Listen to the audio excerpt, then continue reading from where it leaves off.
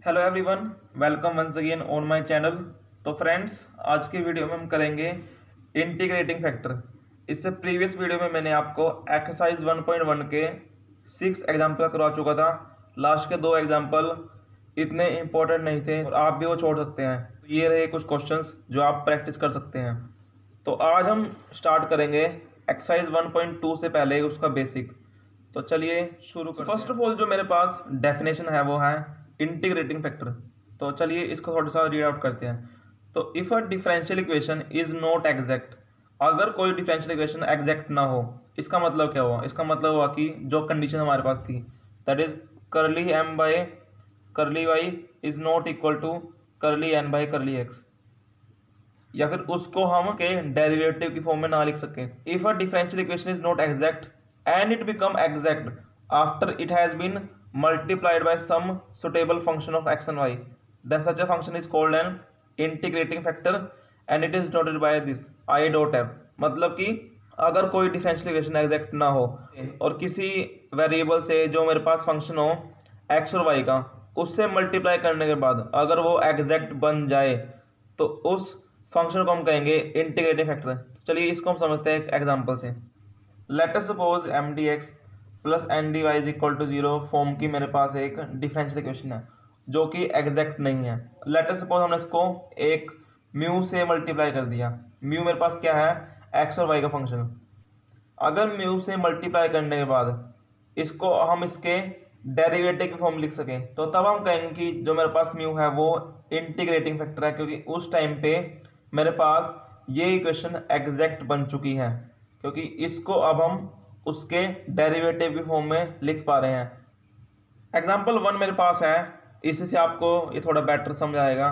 Prove that this term is the integrating factor of the this term. तो मतलब कि हमें चेक करना है कि ये टर्म इसका इंटीग्रेटिंग फैक्टर है या नहीं। तो चलिए इसको फर्स्ट ऑफ ऑल हम चेक करते हैं कि curly M by curly Y मेरे पास इक्वल है या नहीं है करली एन बाय करली एक्स के। अगर नहीं वो आता है इसका हम यूज़ करेंगे। तो पहले हम चलिए स्टार्ट करते हैं। देखिए मेरे पास जो इक्वेशन है वो ये है। मुझे इसको पहले कंपेयर करना पड़ेगा M D X plus N D Y is equal to 0 से। और एम मेरे पास अब यहाँ से क्या आएगा? 1 plus X Y into Y, and N मेरे पास क्या आएगा? 1 minus X Y into X. अब मैं यहाँ से कंप्यूट करूँगा करली एम बाई करली वाई। तो देखिए अगर मैं इसको कर थोड़ा ओपन तो क्या बनेगा? वाई प्लस एक्स वाई का स्क्वेयर। अब मैं करली एम बाई करली वाई करूँ और एक्स इसके लिए क्या है? कांस्टेंट एक्स आएगा बाहर, और वाई इसके मेरे पास हो जाएगा डिफ्रेंशिएशन 2y।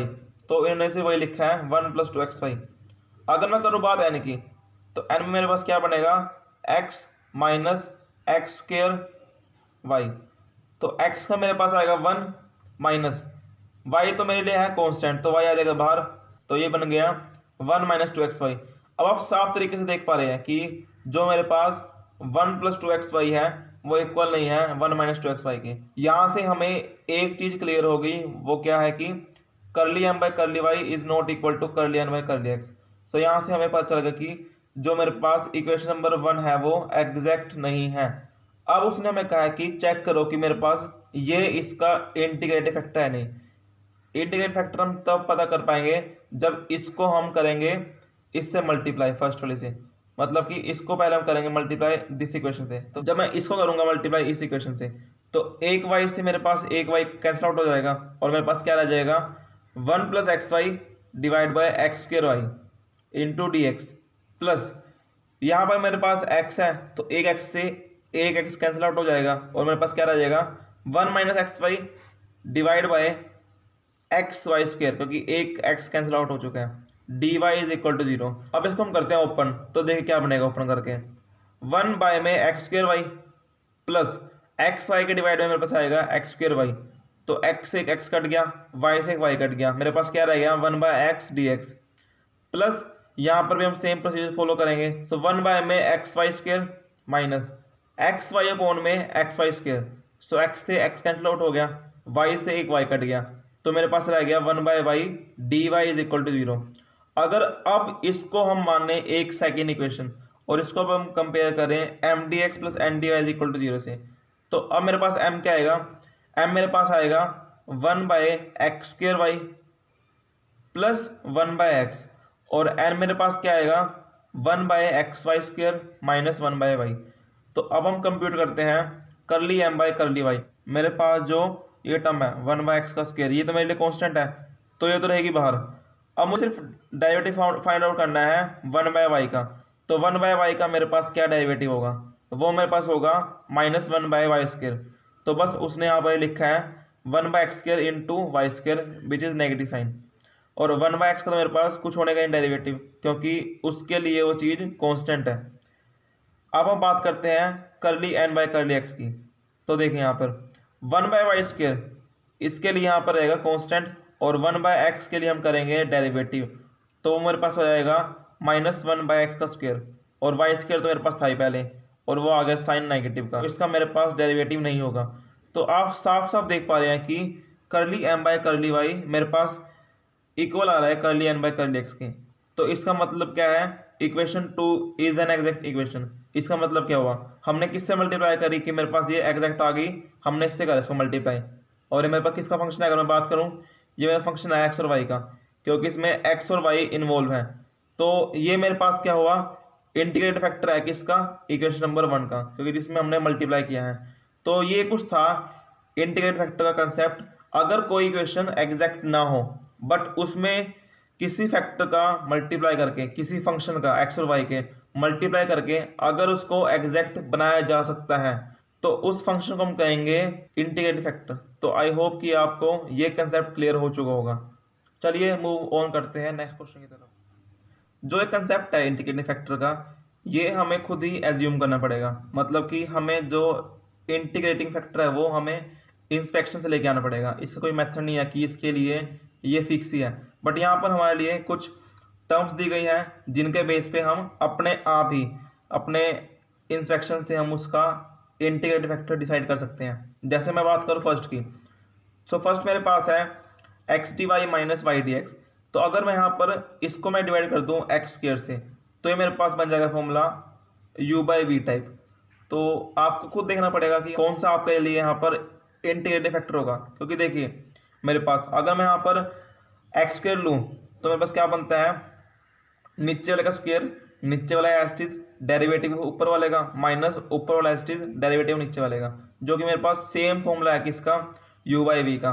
तो मेरे पास y/x का फॉर्मूला ये बनेगा। अब आते हैं बात इसमें, so y dx minus X D Y. तो यहाँ पर मेरे पास फर्स्ट टर्म क्या है, y है, तो उसके कॉरस्पॉन्डिंग हम लेंगे 1/y²। तो ये मेरे पास फॉर्मूला बनेगा d ऑफ x/y मीन्स नीचे वाला एस्टिज नीचे वाला ऊपर इंटू डेरिवेटिव ऊपर वाले का माइनस ऊपर वाला एस्टिज इंटू डेरिवेटिव नीचे वाले का। तो ये आपको खुद थोड़ा सा कंसेप्ट वाइज रखना पड़ेगा ध्यान। अगर आप चाहें तो इसका मेरे पास फर्स्ट वाली फॉर्म का एक और तरीका करने का, X D Y minus Y D X में अगर आप करें मल्टीप्लाई 1/xy की, तब भी यहाँ से ये हो सकता है। देखिए कैसे, अगर मैं इस टर्म को करूँ इससे मल्टीप्लाई तो क्या होगा, x से पहले बात तो x कटेगा तो मेरे पास आ जाएगा dy/y, माइनस में y से कटेगा y तो मेरे पास आ जाएगा dx/x, जो कि मेरे पास होता है डेरिवेटिव log y/x का। वो कैसे, देखिए एक minute, D of log y/x का मतलब क्या है, log y/x का मतलब है log y minus log x। Derivative of log y मेरे पास क्या होता है 1/y और y का मेरे पास क्या होगा dy minus D of log x मेरे पास क्या होगा 1/x इंटू में dx।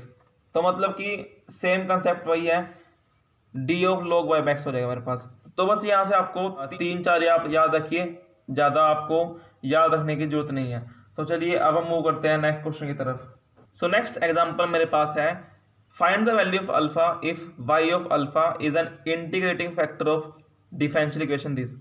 मतलब कि हमें पता है कि y ऑफ अल्फा मेरे पास क्या है, इसका इंटीग्रेटिव फैक्टर है और मुझे उसके बाद निकालने वैल्यू अल्फा की। तो देखिए मेरे पास जो गिवन इक्वेशन है वो मेरे पास ये है और मुझे क्या पता है, मुझे पता है कि y ऑफ अल्फा मेरे पास एक इंटीग्रेटिंग फैक्टर है 1 का। इसका मतलब क्या हुआ कि अगर मैं करूं पूरे को मल्टीप्लाई तो मेरे पास वो बन जाएगी एग्जैक्ट डिफरेंशियल इक्वेशन। तो इसको मैंने किया मल्टीप्लाई y अल्फा से फर्स्ट को, तो 2xy इंटू में y alpha dx minus 3x² minus y² into y alpha dy is equal to 0। अब कंपेयर करेंगे 2 को हम किससे, M D X plus N D Y is equal to 0 से।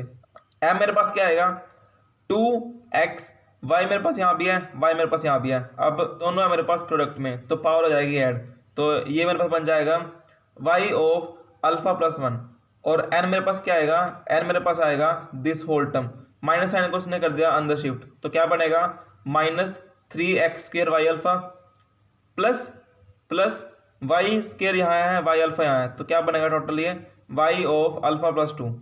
अब हम निकालते हैं करली m by curly y, 2x तो इसके लिए रहा कांस्टेंट, और अब आते बात इसका करने की डेरिवेटिव, पावर तो आएगी आगे और पावर में से हम कर देंगे एक माइनस। अब आते बात करली n बाय करली x की, इसके लिए -3y अल्फा तो रहा कांस्टेंट, सो -3y अल्फा इंटू 2x, तो मेरे पास बन गया वो -6xy अल्फा, और y अल्फा प्लस 2 इसके लिए रहा कांस्टेंट, तो ये मेरे पास हो जाएगा 0। तो बस अब मुझे क्या पता है, मुझे पता है कि ये मेरे पास 2 क्या है, एग्जैक्ट है। क्यों? क्योंकि y ऑफ अल्फा मेरे पास क्या है, उसका इंटीग्रेटिव फैक्टर है, इसका मतलब कि 2 मेरे पास एग्जैक्ट है, इसलिए करली m बाय करली y मेरे पास इक्वल होगा करली n बाय करली x के। तो बस हमने इनकी वैल्यू को कर दिया पुट, तो क्या बन गया 2 alpha plus 1 into X Y alpha is equals to -6x y of alpha. अब x ऑफ y अल्फा से x of y alpha cancel out हो गया और मेरे पास रह गया 2 alpha plus 1 is equals to -6, और यहाँ से मैं निकाल लो अगर, तो alpha plus 1 is equals to -3, alpha will come out to be -4, तो ये मेरे पास रही वैल्यू अल्फा की। तो अब हम मूव करते हैं नेक्स्ट एग्जांपल। तो नेक्स्ट क्वेश्चन मेरे पास क्या है, शो करो कि मेरे पास 1/x² एक इंटीग्रेटिंग फैक्टर है दिस इक्वेशन का, आल्सो फाइंड इट्स सॉल्यूशन। तो मेरे पास जो गिवन डिफरेंशियल इक्वेशन है वो मेरे पास है ये, इसको मैंने कंपेयर किया M D X plus N D Y is equal to 0 से, तो हमें मिला m(x² + y² और हमें मिला n -2xy। तो अब हम पहले कंप्यूट करेंगे करली m बाय करली y, तो मेरे पास क्या आएगा, देखिए x² तो इसके लिए रहा कांस्टेंट, तो इस डेरिवेटिव 0, और y² इसके लिए रहा वेरिएबल, तो इसका मेरे पास होगा पावर आगे और पावर में से एक कम, मतलब कि 2y। अब आते हैं बात करली n बाय करली x की, तो इसके लिए -2y तो बाहर आएगा क्योंकि उसका यहाँ पर कोई रोल नहीं है, और x का मेरे पास क्या होगा डेरिवेटिव 1, तो ये मेरे पास आ गया -2y, और आप साफ देख पा रहे हैं कि 2y is not equal to -2y, तो यहाँ से मेरे पास क्या आ गया, curly m by curly y मेरे पास इक्वल नहीं है करली n बाय करली x के, 1 मेरे पास एग्जैक्ट इक्वेशन नहीं है। अब हमें क्या करना है, अब हमें 1 को करना है मल्टीप्लाई इससे, क्योंकि हमें शो करना है कि मेरे पास ये इंटीग्रेटिव फैक्टर है। 1/x² से हम करेंगे इसको मल्टीप्लाई, तो x² से x कट गया, तो मेरे पास आ गया 1 plus y² divide by X का स्क्वायर इंटू में dx minus 2 of xy divide by X का स्क्वायर, एक x से एक x कैंसिल आउट हो गया, तो मेरे पास क्या रह गया -2y by X -2y by X dy is equal to 0। तो ये मेरे पास आ गया इक्वेशन नंबर 2। तो इसको अब हम करेंगे compare M D X plus N D Y is equal to 0 से, तो हमारे पास क्या आएगा m 1 plus y² by X का स्क्वायर, और n मेरे पास क्या आएगा -2y बाई एक्स।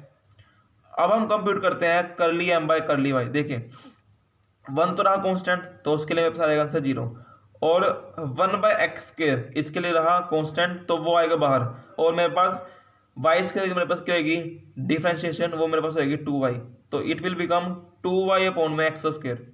नेक्स्ट मेरे पास है करली n बाय करली x, तो वो उसमें हम क्या करेंगे, देखिए -2y इसके लिए रहा कांस्टेंट, तो वो आ जाएगा बाहर, मतलब कि -2y इसके लिए रहा कांस्टेंट, -2y इसके लिए रहा कांस्टेंट, डिफरेंशिएशन 1/x की, तो ये क्या बन जाएगा -2y तो बाहर का बाहर था, और मेरे पास 1/x की मेरे पास क्या आएगी डिफरेंशिएशन -1/x का स्क्वायर, तो मेरे पास क्या बन जाएगा 2y अपॉन एक्स का स्क्वायर, 2y अपॉन एक्स का स्क्वायर। तो आप साफ देख पा रहे हैं कि करली m बाय करली y मेरे पास इक्वल है करली n बाय करली x के। सिंस ये दोनों मेरे पास इक्वल है, तो इसका मतलब क्या है कि जो इक्वेशन नंबर 2 थी, मतलब कि जो मुझे इक्वेशन मिली थी 1 को 1/x² से मल्टीप्लाई करके, वो मेरे पास क्या है एग्जैक्ट है, तो इसलिए इसका सोल्यूशन हम कैसे देंगे, previous formula M D X, और इसको हम करेंगे integration with taking y as constant, plus terms in N not containing X D Y is equal to C. तो एम मेरे पास था 1 plus Y square by X square, तो हमने यही पुट किया यहाँ पर। और एन उसने कहा है कि terms in N not containing X, but N तो मेरे पास ये है N is equal to minus 2y by X, और इसमें एक्स इन्वॉल्व है। तो इसका मतलब क्या है, ये टर्म तो हम लेंगे नहीं, तो ये मेरे पास रहेगा खाली। तो 0 इज इक्वल टू सी। तो अब हमें इसकी निकालनी है। अब हम करेंगे 1 का इंटीग्रेशन, तो मेरे पास बनेगा x माइनस माइनस कैसे देखें, वाई स्क्वायर तो मेरे पास रहा कांस्टेंट, तो वाई स्क्वायर तो मेरे पास आ गया बाहर। अब मुझे करनी है इंटीग्रेशन 1 बाय एक्स स्क्वायर की, और वो मेरे पास क्या होती है माइनस ऑफ 1 बाय एक्स। वो कैसे देखें, 1 बाय एक्स स्क्वायर की मुझे करनी है इंटीग्रेशन, तो मेरे पास क्या आएगी वो एक्स की power minus 2 D X, and that will become X की power minus 2 plus 1 divide by minus 2 plus 1।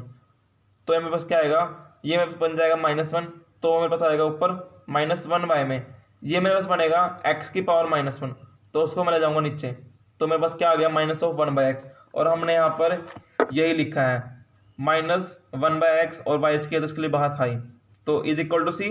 और मेरे पास क्या आ गया, यहाँ से निकाल के हमने इसको कर दिया क्रॉस मल्टीप्लाई, तो X square minus Y square is equal to C X. तो इसका मतलब क्या हुआ, 1 बाय एक्स के मेरे पास क्या है इंटीग्रेटिंग फैक्टर है, और उसका मेरे पास सोल्यूशन क्या है, इसको लगाने के बाद X square minus Y square is equal to C X. So next example मेरे पास है find the integrating factor and solve the differential equation. मतलब कि इस इक्वेशन को पहले सोल्व करने के लिए हमें चाहिए इंटीग्रेटिंग फैक्टर। तो चलिए इसको अब हम शुरू करते हैं। तो ये हमने लिख दी डिफरेंशियल इक्वेशन, और इसको हमने कर दिया compare with M D X plus N D Y is equal to 0। तो एम मेरे पास क्या आएगा 2x वाई स्क्वायर, मैंने y को अंदर कर दिया मल्टीप्लाई, प्लस वाई इंटू ई की पावर x, एंड n मेरे पास क्या आ जाएगा माइनस ऑफ ई की पावर x। अब हमें चेक करना है कि एग्जैक्ट है या नहीं, तो उसके लिए हमें कंप्यूट करना पड़ेगा करली m बाय करली y।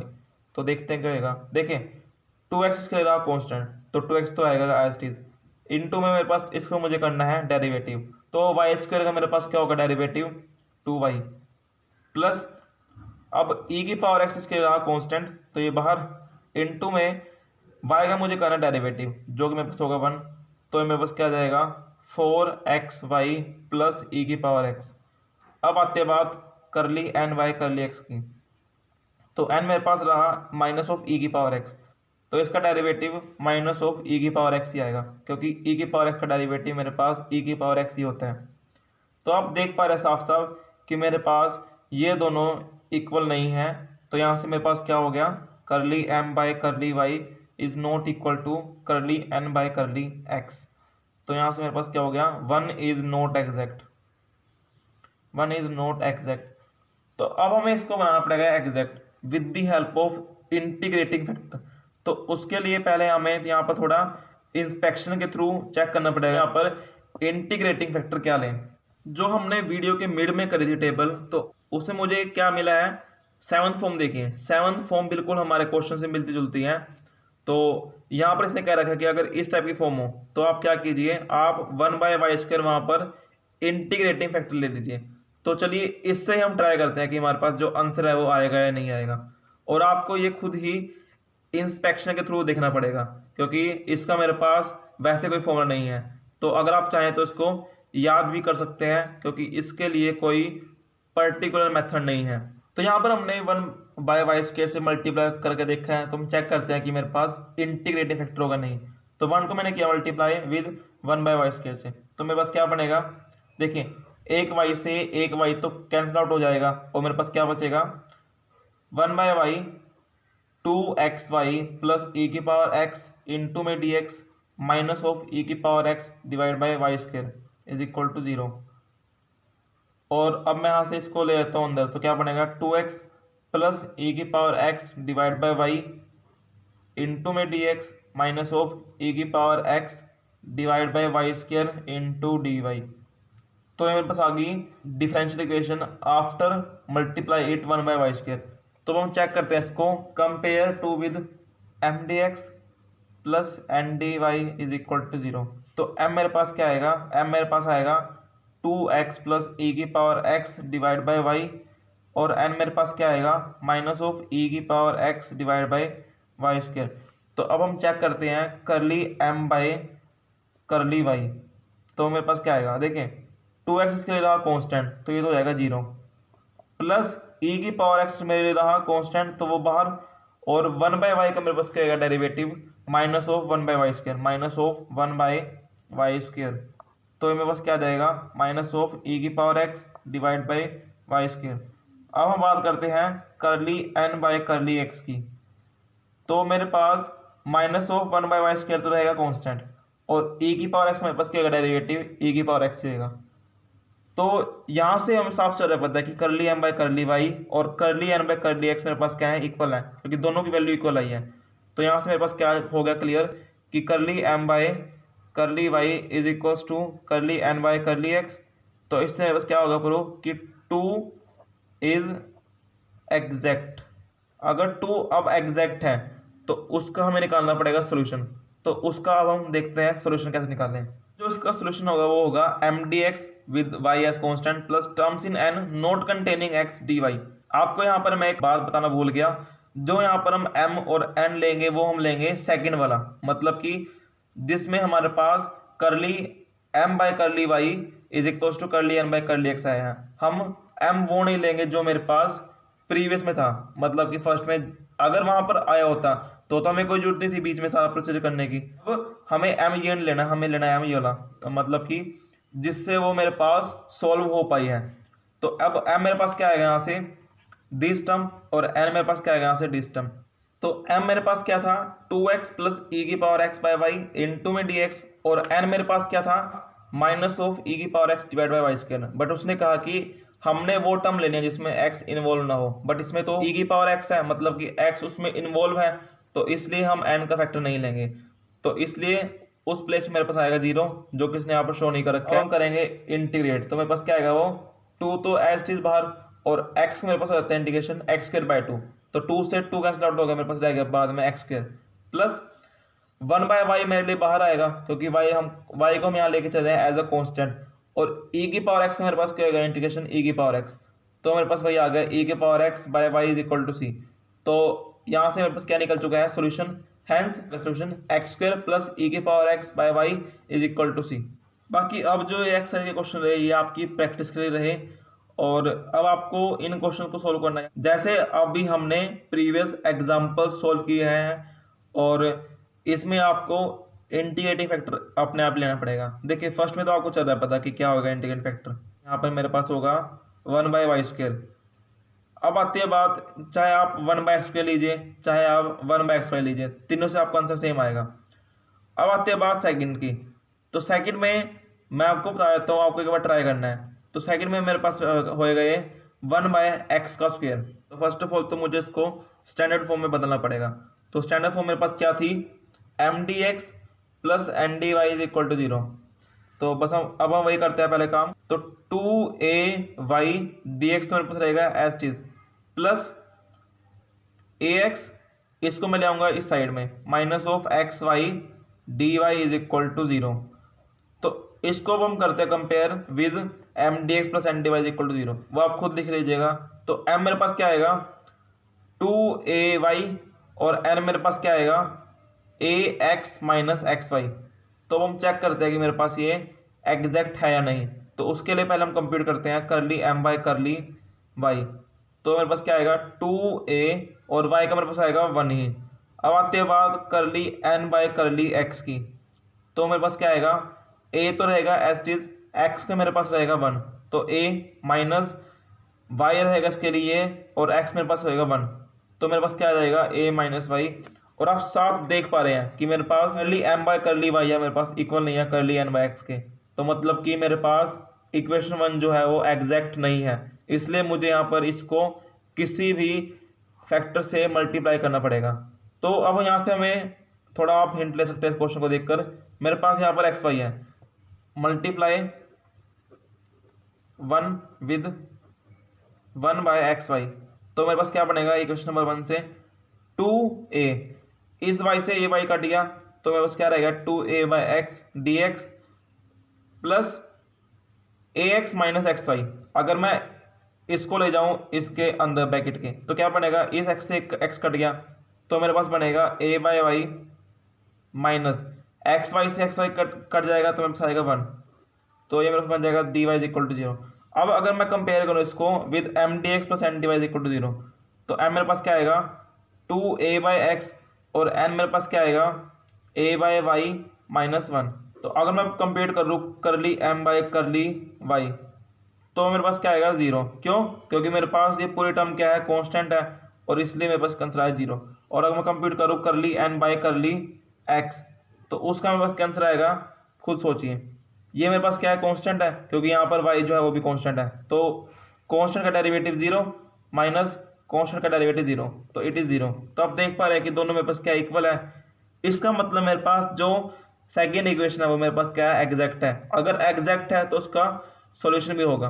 तो सॉल्यूशन कैसे देंगे, M D X with taking Y as constant plus terms in N, N में वो टर्म्स नोट कंटेनिंग